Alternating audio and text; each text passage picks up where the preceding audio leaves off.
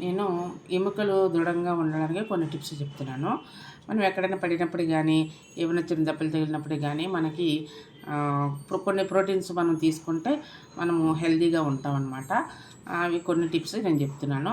ఏంటంటే మొలకెత్తిన గింజలు, రాజ్మా, సోయా, సోయా బీన్స్, తర్వాత ఇలాంటి వాటిలో మనకి ఎక్కువగా ప్రోటీన్స్ ఉంటాయి. అలాగే సోయా, ఆహ్, చిక్కుడు సోయా, తర్వాత పన్నీరు, తా మిల్ మేకరు, రా మిల్ మేకరు, పాలు, పెరుగు ఇలాంటి ఆటిల్లో మనకి ఎక్కువగా ప్రోటీన్స్ ఉంటాయి.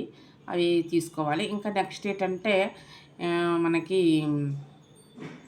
ఐరన్ ఎక్కువగా సంబంధించిన ఆకుకూరల్లో కూడా ఐరన్ ఎక్కువగా ఉంటుంది. అలాగే ఆకుకూరలు కూడా మనం ఎక్కువగా తీసుకోవాలి.